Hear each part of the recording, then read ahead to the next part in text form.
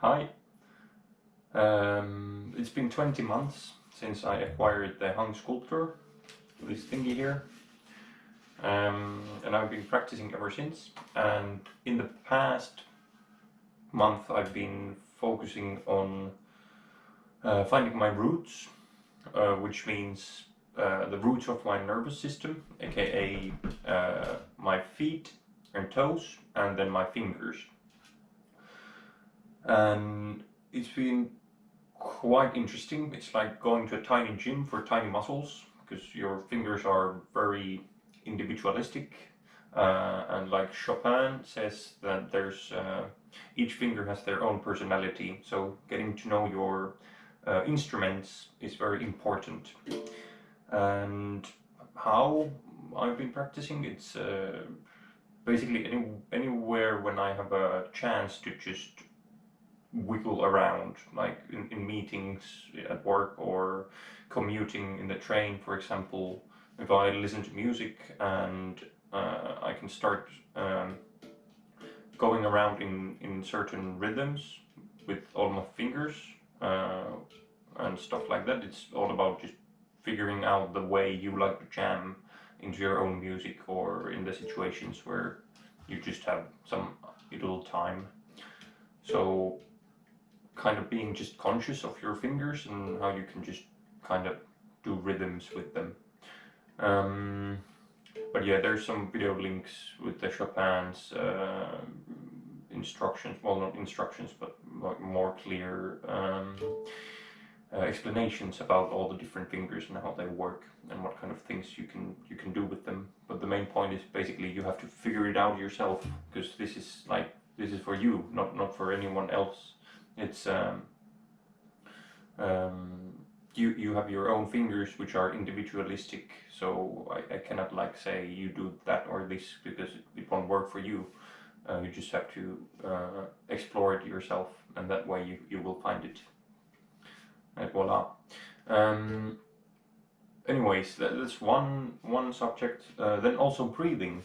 It's very important to remember to breathe, because when you have a constant steady rhythm of breathing while you play, the your body is more relaxed and it's easier for you to focus on what you're actually hearing and what you are playing. So remember to breathe. You can, if you want to implement breathing exercises into your playing, you can take a steady 4/4 beat and then just breathe in and out in the same rhythm or however what is natural for you. But yeah, being conscious of that as well while playing. It's all right. So I'm gonna have my first gig in next month in a town a couple of hours from Helsinki, and well, I sort of know what things I'm gonna be playing there, but not everything is clear yet, and I need to figure out some transitions between different time signatures and such. And one of the things that I've been experimenting with is when people talk, I wish to play the handpan on top of that, or in tandem with it, because it really fits well with that kind of stuff. I've done one extempore, like out of the blue gig with a poet at this one open mic poem jam kind of a thing, where I just went with the handpan and introduced myself and said, "Hey, does someone wanna read out loud their poem, and I will create the soundscape for it." And then some person was like, "Hey, me, yeah, I'll do it."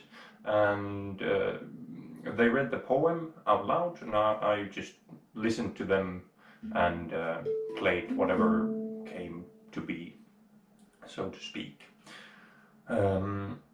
And it was brilliant. And I've been doing that kind of things if we have like barbecue nights at our house or something like this, and then everyone's just chattering around, and I just start making ambient music on the background. And it's something I want to explore more. And on the gig, I wish to create such a thing that I will go to some table where everyone's just you know, chatting and eating and whatnot, and all the things that happen already in the like sound atmosphere, like clinging of the cutlery and glasses and everything, all that. Handpan is a very nice instrument in that sense because it's very soft and it kind of integrates itself into the background while simultaneously creating a very warm and fuzzy, like it's like a bubble bath with, but dry. I don't know how to explain it otherwise, but that's something I wish to explore more because it's an interesting way to create.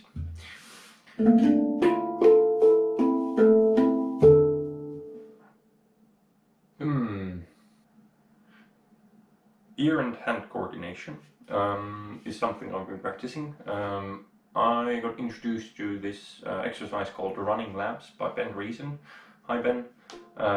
He's a handpan player from America somewhere. I don't specifically know yet because we don't know each other that well yet. And he introduced me to this exercise, and he says it's from Capichao. I'm not sure if that's correctly pronounced. Capichao is a very talented handpan player whose video I have featured in the description. There's more information there in written form. But anyways, running laps is basically just going up the scale with double hits, or if you wish to, then triple hits as well. But basically you go 4 notes, go back to the ding, then go to the 5 notes, go back to the ding, yada yada yada, with the metronome, and I'll show how it works. I usually first get in sync with the metronome, which is, this is 70 beats per minute, and I start with the left hand because my hand has 7 notes, so it naturally goes up the scale if I start with the left hand. Anyways, so when the metronome is beating, I first check the rhythm, so it will be in syncopation. So I will first hit the on the beat and then off beat on the with the right hand.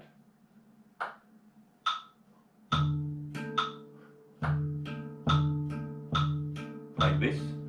And once I get into the rhythm, I just switch to double hits.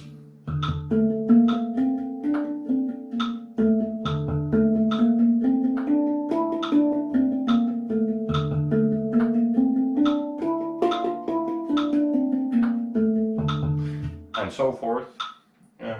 It's a very good exercise for getting speed and accuracy, and it'll open up more like musical ideas when you could just start with double hits as well. And yeah, I just ramp up the beats per minute once I go around 1 or 2 times the whole scale, and then yeah, I can do 90 beats per minute. 100 is quite, it's pushing it, but it's like sometimes I can do a bit, but yeah, it's all about practice. Anyways, this is rambling now. Yeah, that's about it. What else? I don't know. See you next month.